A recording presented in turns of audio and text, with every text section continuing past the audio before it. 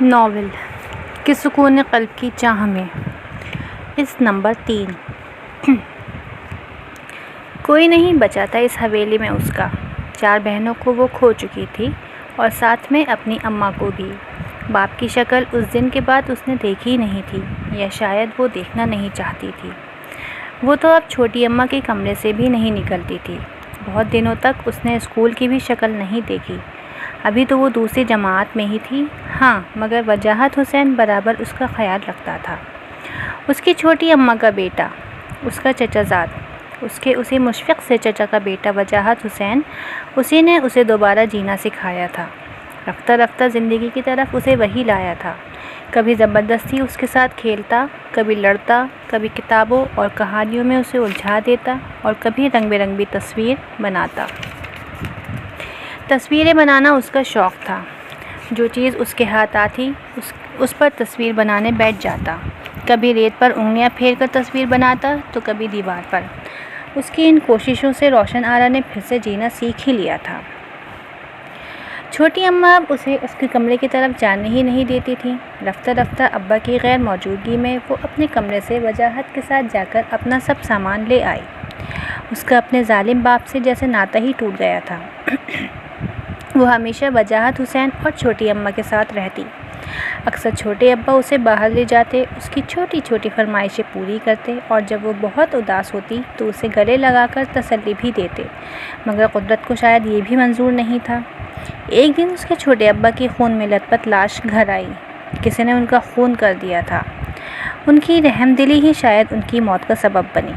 حویلی میں دبی دبی سرگوشیاں تھیں کہ چودھری حنان نے اپنے بھائی تک کو نہ بخشا۔ وجاہت نے اس دن پہلی بار اپنے دایا ابا کو نفرت بھری نظروں سے دیکھا تھا۔ وہ نظر آج بھی اسے یاد تھی۔ پھر وہ تنہائی میں اس کے گلے لگ کر بہت رویا تھا۔ شاید یہ اس کی بے بسی کے آنسو تھے۔ کبھی عرصے بعد یہ قصہ بھی ٹھنڈا ہو گیا۔ کچھ عرصے بعد یہ قصہ بھی ٹھنڈا ہو گیا۔ اس کی چھوٹی اماں اب بہت زیادہ کمزور ہو گئی تھیں اور بہت کم کمرے سے نکلا کرتی تھی۔ ان کا سفید لباس ہمیشہ اسے اپنی اماں کی سفید کفن کی یاد دلاتا تھا۔ اسے لگتا تھا جیسے وہ اس کی اماں کی لاش ہے جو بس چل پھر رہی ہے مگر ہر احساس سے دور۔ حویلی میں اب اس کے دادا ابا تھے جن کی گود میں بیٹھنا تک اسے یاد نہیں۔ اس کی کمزور سی دادی تھیں جو صاحب فراش تھیں۔ ایک اس کے ظالم ابا اور اس کی مشفق سے چھوٹی اماں اور اس کا ساتھی وجاہت حسین۔ دن بھر حویلی کی بیٹھک میں میلہ سا لگا رہتا۔ لوگ آتے رہتے، کھانے پکتے رہتے اور دسترخوان اٹھائے اور بچھائے جاتے رہتے۔ اس کی چھوٹی اماں کا زیادہ تر وقت باورچی خانے میں ملازماؤں کو ہدایت دینے اور کھانے کی تیاری میں ہی گزر جاتا۔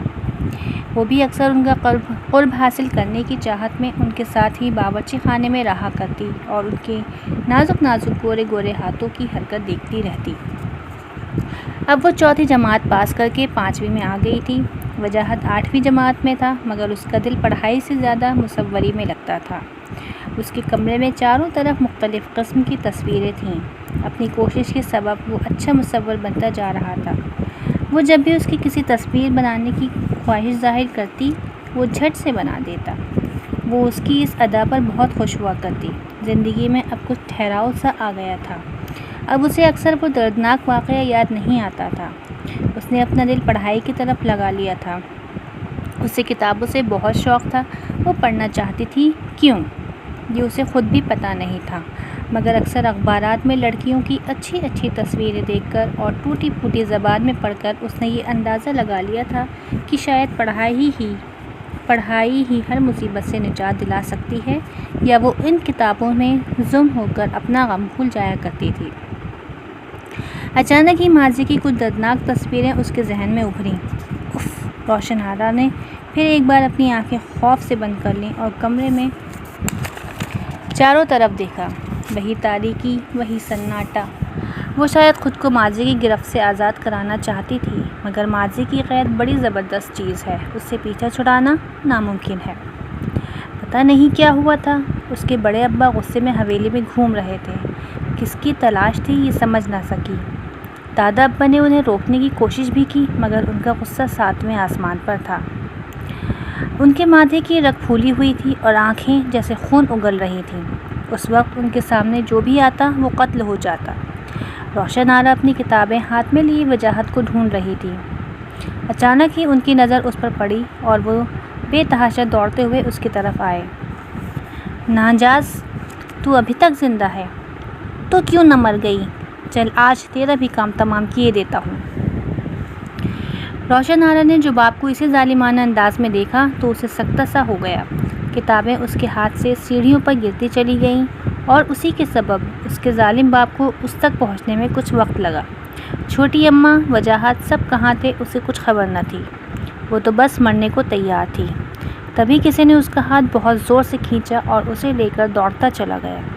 دالان، آنگن اور راہداری پار کرتا وہ بس اسے لیے دوڑے جا رہا تھا اور وہ خوف سے گردن پیچھے کیے اپنے ابا کے قدموں کو تکے جا رہی تھی جو لمحہ لمحہ اس کے قریب تر ہوتے چلے جا رہے تھے، مگر اس کی گرفت بھی بہت مضبوط تھی اور وہ اس کے ساتھ بھاگی جا رہی تھی۔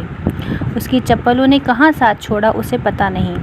اس کا دوپٹہ کسی پیڑ سے الجھ کر گر گیا تھا جسے اٹھانے کا بھی موقع اسے نہیں ملا۔ ایک رفتار تھی جو تھمنے کا نام نہیں لے رہی تھی۔